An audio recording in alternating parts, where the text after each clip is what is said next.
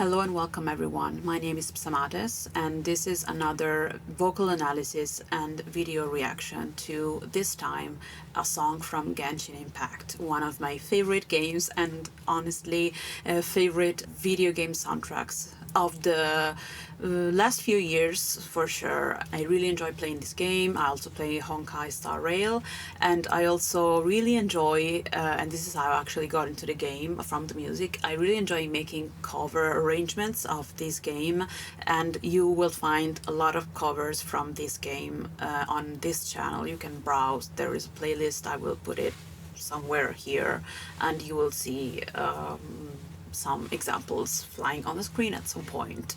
Actually I've covered, I think, at least one song, which is La Signora's boss theme, that I think has a very similar vibe to what we're about to see right now. But I also want to tell you something about my experience that is very relevant to what we're gonna listen to today before we actually start listening, and that is that I have a versatile vocalist type of experience. This is because I've studied both classical singing techniques for many years, and I actually started singing with a modern singing teacher, so I have a very varied experience and I implement this into my singing every day, trying to experiment a lot with my vocals. One more thing that is relevant to my experience in relation to the song especially is that I'm born and raised in Rome, so this is literally my Roman Empire, and as part of my preparation in high school I studied Latin, ancient Greek as languages and their own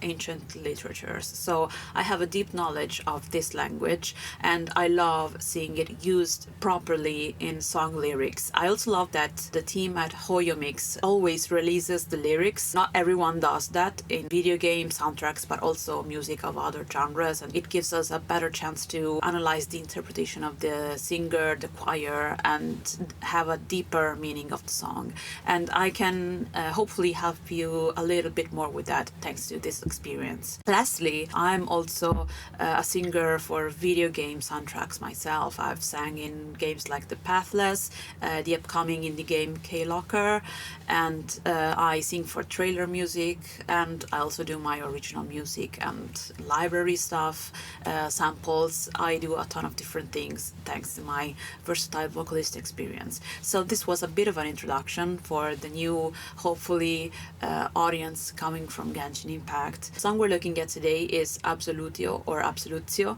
It can have two different type of pronunciation. We're gonna say a bit more about that later. Absoluta, Absolutissime. And my Italian friends will already know that I'm gonna reference Altissima, Purissima, Levissima. I've been thinking about this ever since I read the title. But if you want to translate this very roughly, we can say something like the perfect absolution made very perfectly, something like that. It does not translate literally to parting of light and shadow, as is the English subtitle of the song.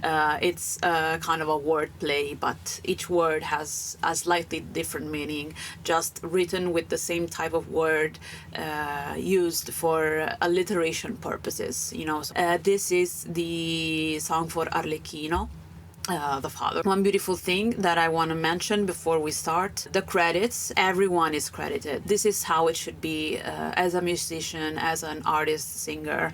I love that everyone is credited by name, and it's not just, okay, here's the song, blah, blah, blah, as other video game companies do. Sometimes it's just the general name of the entire music team and not even the composers. So let's go Absolutio, Absoluta, Absolutissime.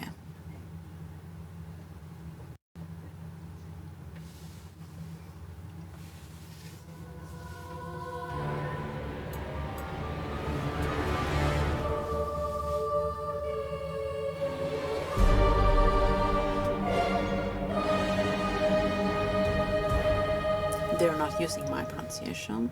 I will say more about this. Of course, children's choir. Why not?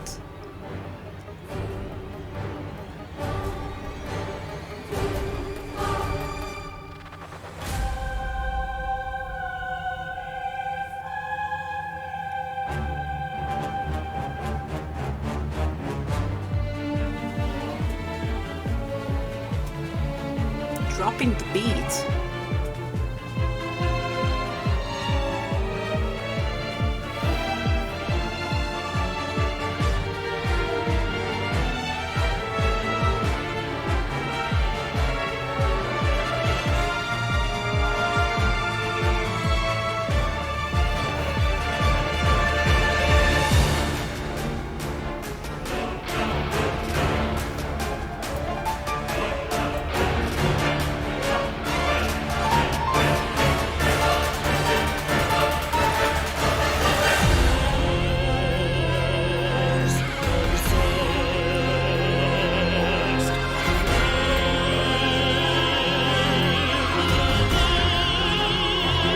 Tone is amazing.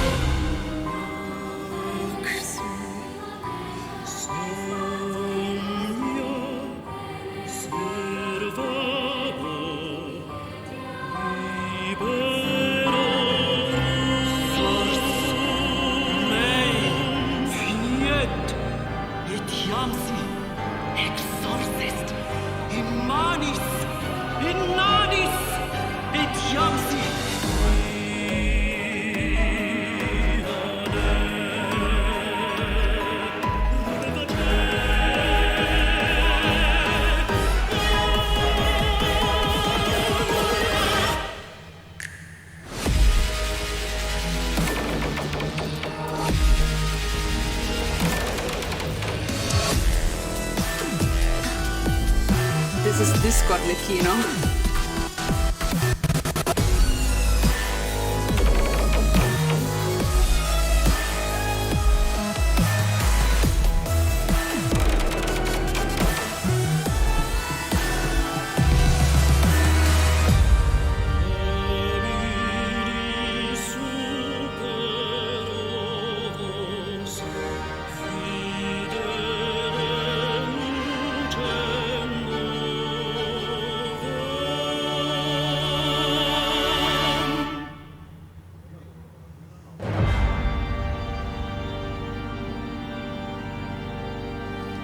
It's like, bow to me, everyone. It's done. Absolutely swept in the performance.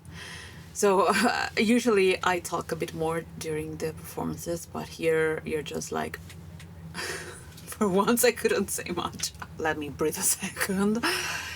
Love the choice of the vocalist as an alto vocalist. I read originally a post something on the official page, mezzo soprano, so let's first clear up this kind of alto, mezzo soprano, etc. These kind of classifications are, first of all, very much opera related in this kind of more crossover use of modern music kind of stuff.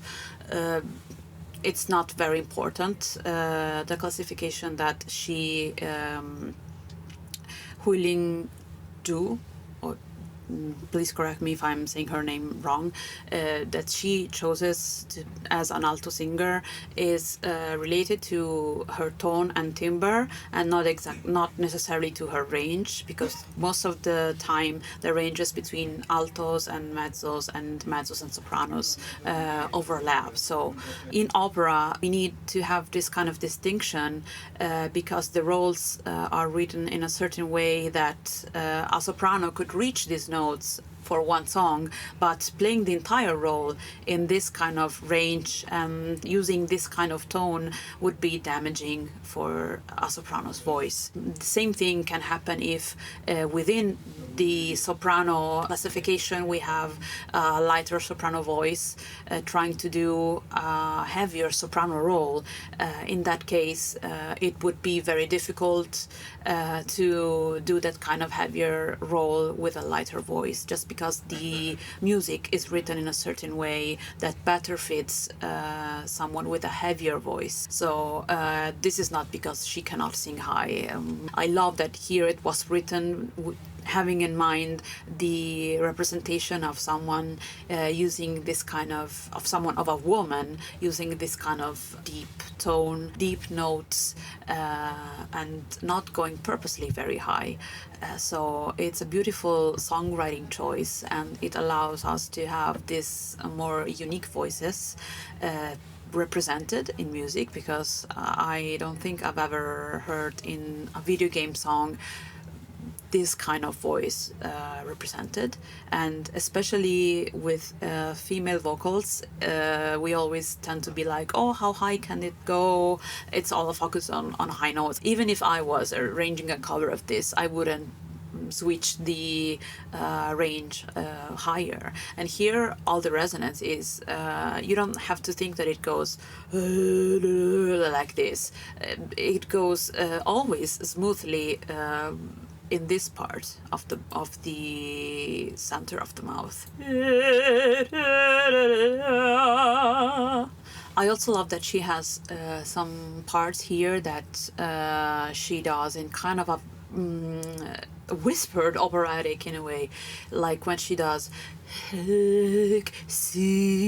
so, and you can still hear the deep and round resonance, but thanks to the fact that in this case she is going through a microphone, she can let out that little breathiness through the round and deep resonance.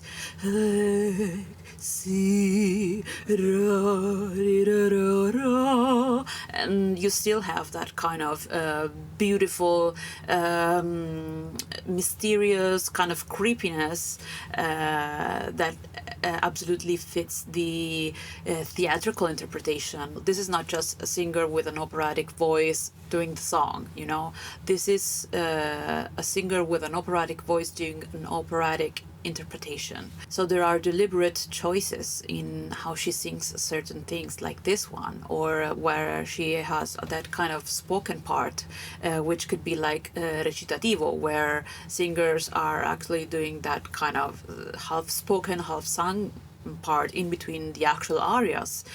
You can see it here as well, right? I'm saying Absolutio, but the T-I or the TI, especially the singers are pronouncing not as ts but as T, basically. For example, they have etiamsi and they say etiamsi, not etiamsi, as perhaps I would say. This is because in Latin we have what I'm most used to, which is like church Latin, and what is actually classical Latin. And in church Latin pronunciation, the TI is like a ts, and which actually became the modern Z sound for Italian, for example, while in the classical Latin, this kind of sound, absolutio, is pronounced absolutio, and for other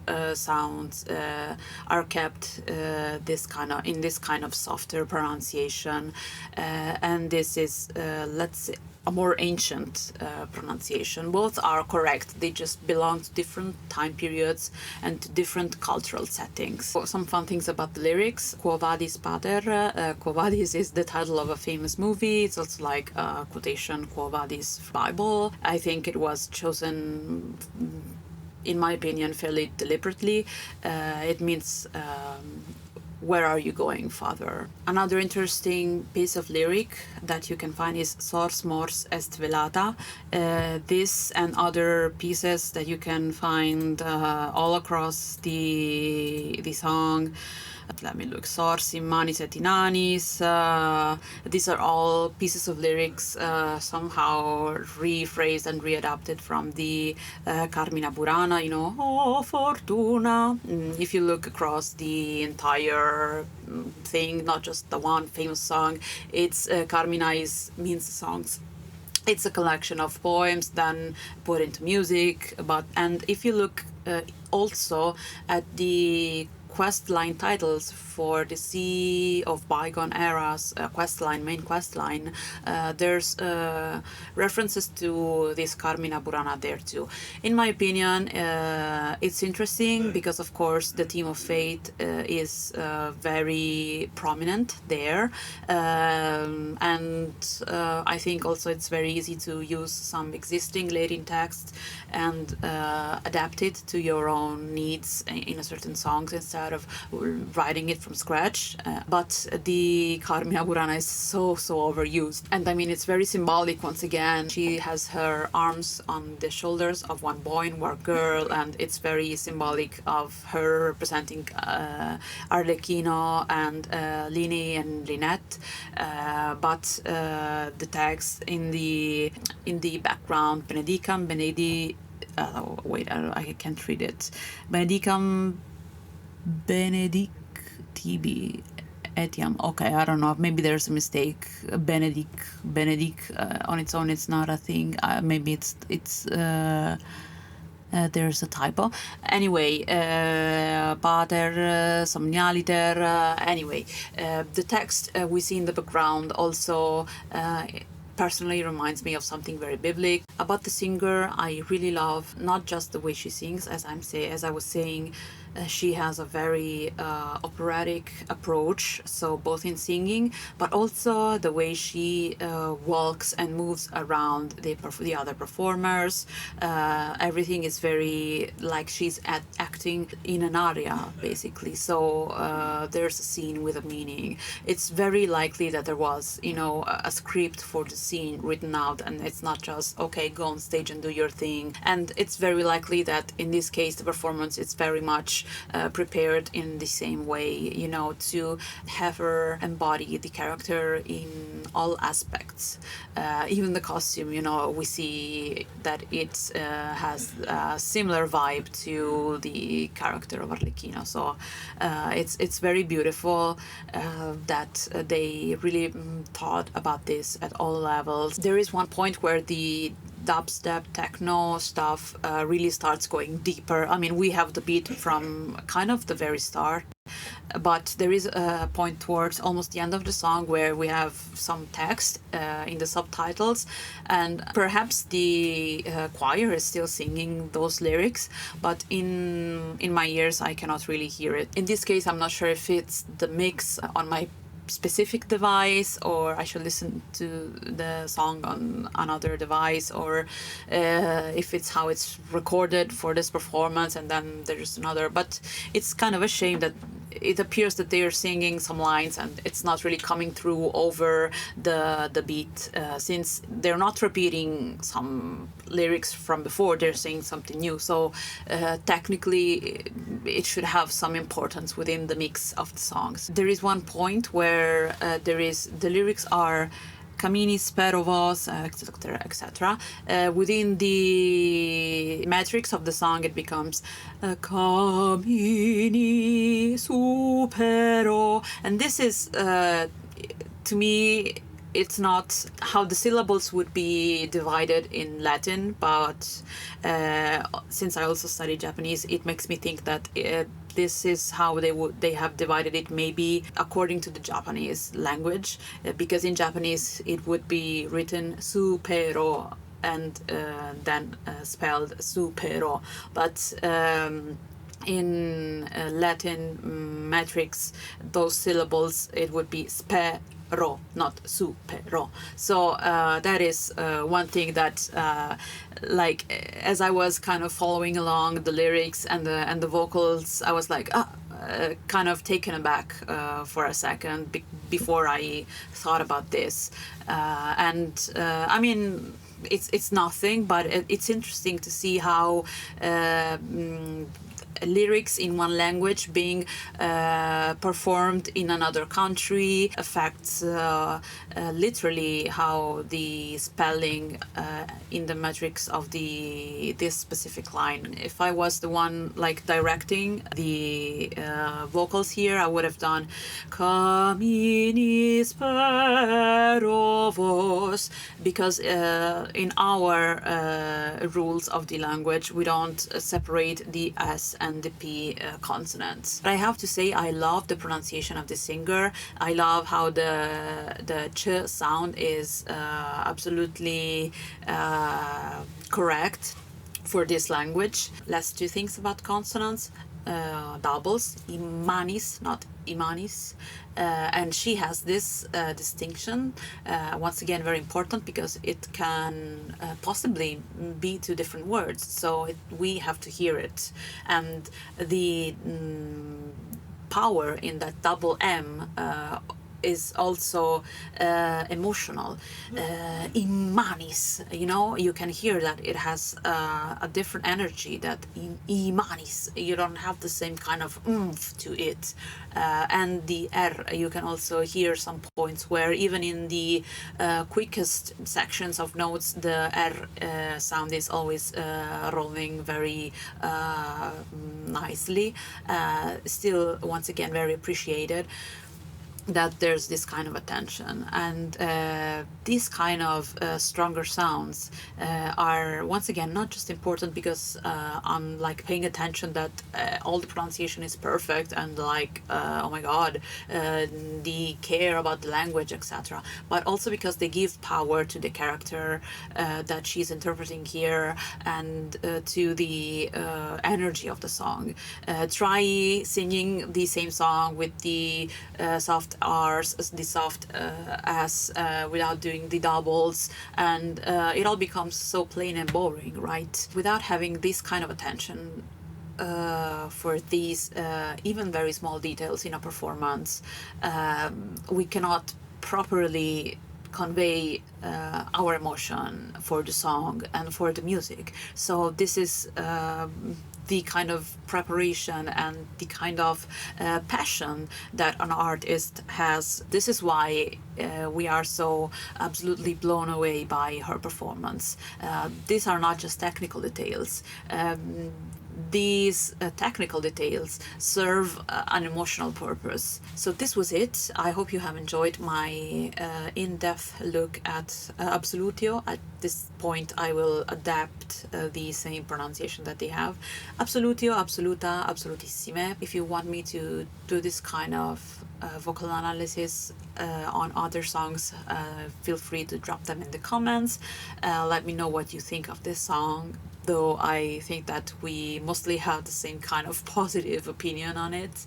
And you can support me by either subscribing, liking and commenting on this channel, the usual stuff. I also have a Patreon, a Ko-fi account, and listening to my music on all music platforms is also really helpful and mostly free. So that is very appreciated if you want and can. Thank you so much, and see you in the next one. Bye.